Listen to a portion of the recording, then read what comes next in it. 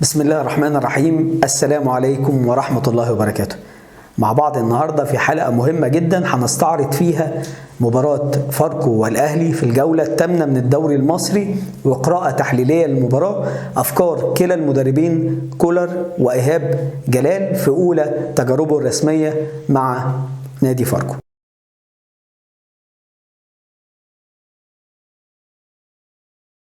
في البداية هنستعرض أفكار كولر الهجومية أو أنماط كولر الهجومية في حالة التنظيم الهجومي.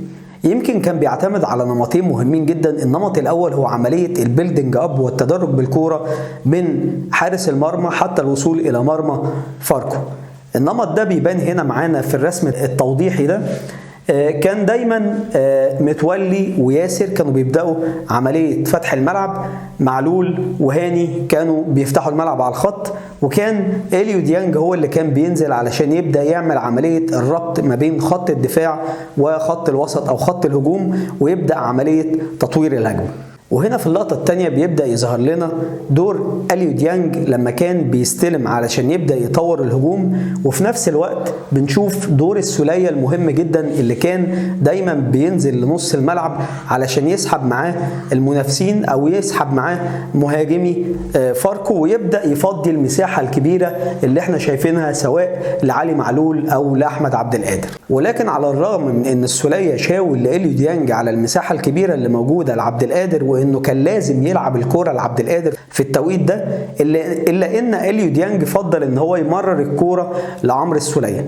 لكن الميزة اللي كانت موجودة لعمرو السولية هنا ان هو كان زي ما قلنا عامل عملية الاسكاننج بشكل كويس، وكان عارف بشكل استباقي ان احمد عبد القادر دلوقتي غير مراقب تماما، وان في مساحه كبيره يقدر يلعب فيها الكوره لعبد القادر، وده اللي عمله فعلا. ولو هنبص في الشاشه هنا او في الصوره هنلاقي ان عمرو السولية ما رفعش عينه وما بصش، لان هو عارف الموقف ومحلل الموقف كويس جدا، وقدر ان هو يعمل الباص الطويل لعبد القادر في المساحه الفاضيه. وده كان النمط الاول اللي احنا بنتكلموا عليه، وعمليه التدرج بالكوره من الشناوي لغايه ما قدر الاهلي انه يوصل من الثلث الدفاعي للثلث الهجومي بتاعه، وقدر ان هو يوصل لعمليه الانهاء بشكل كويس. في الحقيقه ان زي ما قلنا في نمط تاني كان بيعتمد عليه الاهلي في عمليه التنظيم الهجومي، ولكن اللي كان بيجبره على تطبيق النمط ده هو الضغط العالي اللي كان بيعمله نادي فاركو في كتير من اوقات المباراه. هنا بنشوف ان متولي وياسر وإليو ديانج كانوا واخدين الوضع او البوزيشن بتاعهم علشان يبداوا عمليه البيلدينج اب، لكن هنا بنلاقي ان ثلاثي الهجوم لنادي فاركو بدأوا يضغطوا عليهم. نظرة تحليلية سريعة من الشناوي بيبدأ يعرف ان الموقف ده مش هينفع ان انا اسلم فيه المدافعين او ابدأ الكورة او اعمل عملية البيلد اب، ولكن لازم العب الكورة الطويلة. وفي الحالة دي كان بيبدأ سافيو ان هو ينزل للجبهة اليمين، ويبدأ كريم فؤاد ان هو يتحرك في المساحة اللي سابها سافيو.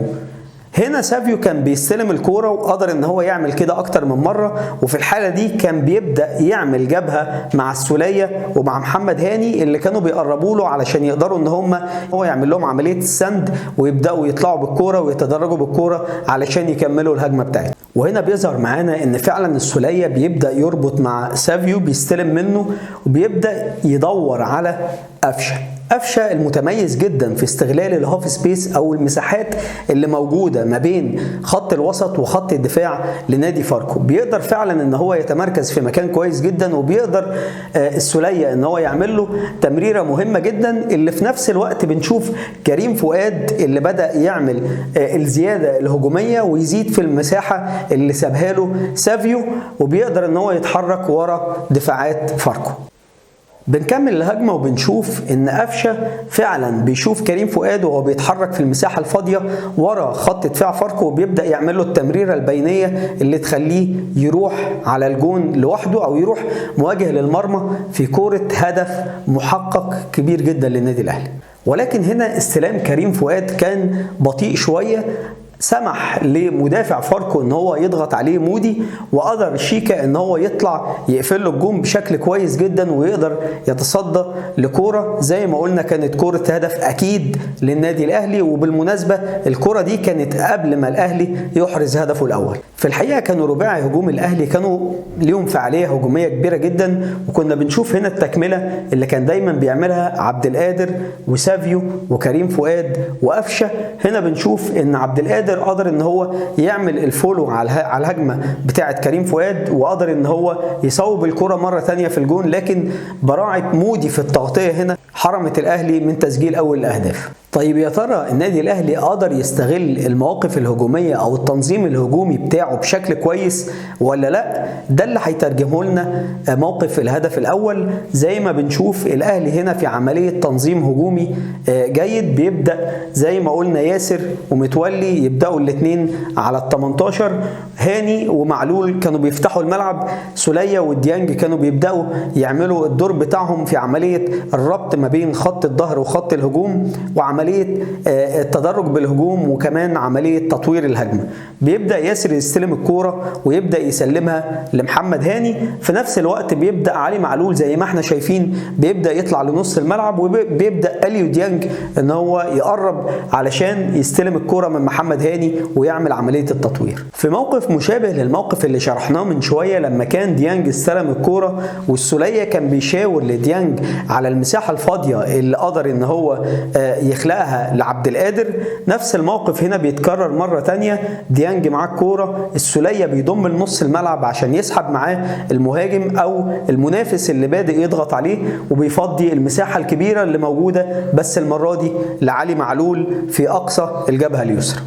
هنا وفي موقف متكرر من علي معلول دايما كان بيلمح المهاجم اللي بيبدأ ان هو يقطع ورا خط الظهر، وكان بيعمل له الكرة الطويلة او الكرة القطرية بشكل رائع جدا. هنا في اللقطة دي علي معلول لمح احمد عبد القادر، بدأ يفتح السبرنت وبدأ يروح ورا خط الدفاع في المساحة الكبيرة اللي موجودة، وقدر يعمل له كرة بينية كانت اسيست ولا اروع. هنا بنشوف عبد القادر ومهارته الكبيرة في استلام الكرة وتعديل وضعية جسمه وعملية الفينش الرائعة اللي قدر يحرز بيها هدف اللقاء الأول بعد سيل كبير جدا من الهجمات وسيطرة كبيرة جدا من النادي الأهلي على أحداث المباراة.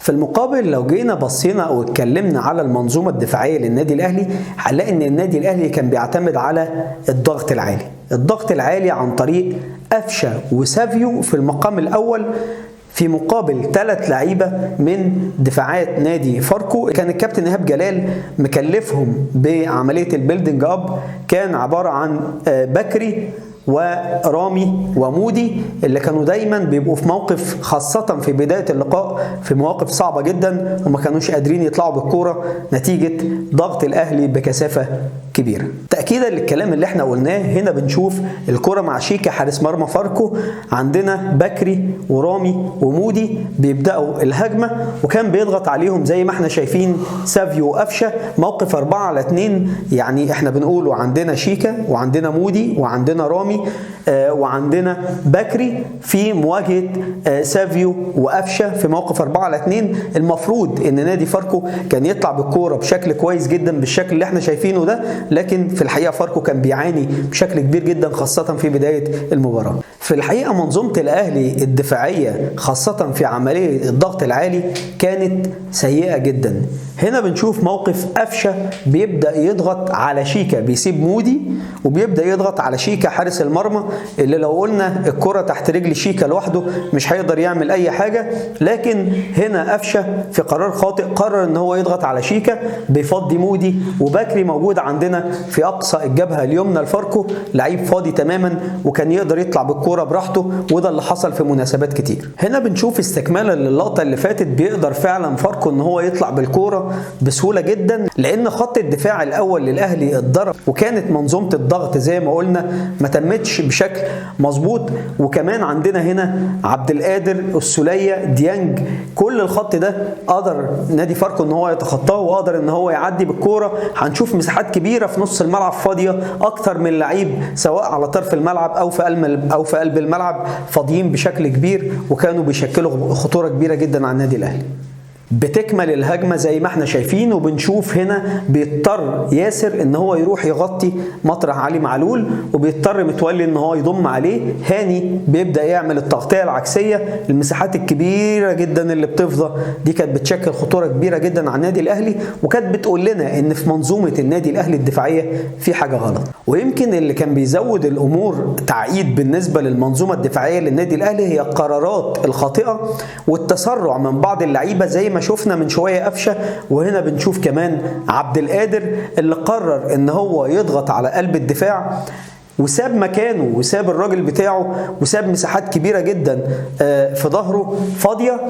وده اللي هنشوفه ان هو قدر فعلا برضو ينقل الهجمه الناحيه الثانيه، وقدر فاركو ان هو يطلع بالكوره بسهوله كبيره جدا. زي ما قلنا القرار الخاطئ والتسرع والاستعجال من عبد القادر خلى الراجل بتاعه يبقى فاضي، الجبهه بتاعته تبقى فاضيه، لعيب فاضي زي ما احنا شايفين، مساحات كبيره موجوده في الجبهه اليسرى للنادي الاهلي كانت بتشكل عليهم خطوره كبيره.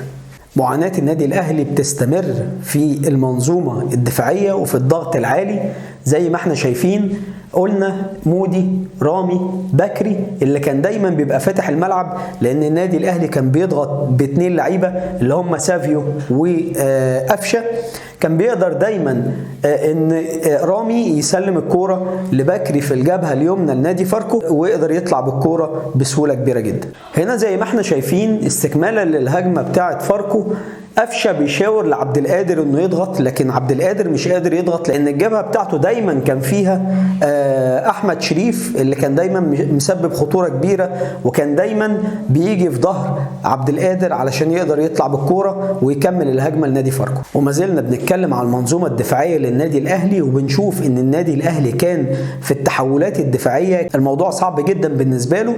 قدر نادي فاركو ان هو يقطع الكوره ويتحول هجوميا على النادي الاهلي، لكن النادي الاهلي بيرجع بسرعه. هنا بنشوف الكوره مع محمود حماده، وبنشوف هنا عمرو جمال بيبدا يتحرك وينزل عشان يفضي مساحات في خط ظهر النادي الاهلي.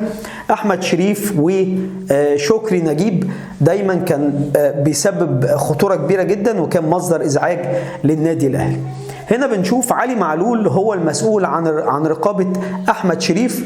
هنشوف مع تكمله الهجمه ايه اللي هيحصل في الكوره دي.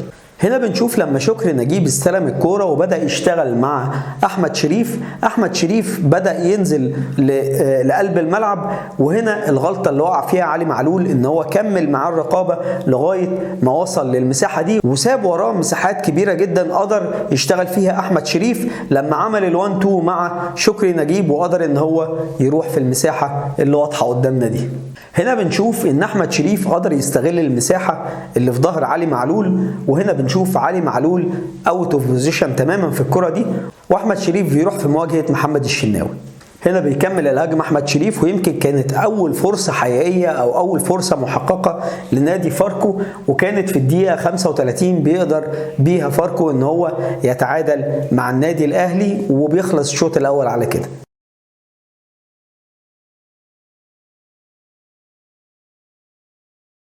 يمكن زي ما شفنا في احداث المباراه لما كولر اضطر ان هو يستغنى عن فكره المهاجم الوهمي ويبدا ينزل راس حربه صريح وهو محمد شريف علشان يقدر ينتزع الفوز ويقدر يحقق نقاط المباراه الثلاثه. يمكن كانت افكاره في الضربات الثابته الهجوميه كانت مهمه جدا، قدرنا نشوفه اكتر من تريكه بيعملها كولر، وقدر الاهلي ان هو يستغلها بشكل كويس. هنا بنشوف في اللقطه ديت ضربه حره مباشره للنادي الاهلي، كان دايما على التنفيذ في التريكات اللي كانت بتحصل من كولر علي معلول، وكان دايما اللي بيعمل التريكه او بيعتمد فيها على تحرك احمد عبد القادر من المنطقه البعيده للمنطقه الفاضيه اللي احنا موضحينها هنا. كان دايما عبد القادر بيجي هنا بيعمل الفنت او بيتحرك في المكان الفاضي، وعلي معلول كان دايما بيعمل له الباس لتحت، وكان عبد القادر بيصوب الكره على المرمى. زي ما شفنا تحرك عبد القادر، وهنا عبد القادر كان بيبقى في مواجهه المرمى وكان كان دايما بياخد التمريرة من علي معلول ويصوب بشكل كويس، لكن الكثافة الدفاعية الكبيرة اللي كان عاملها نادي فاركو في الكرات الثابتة كانت دايما حائط صد مهم جدا لفاركو.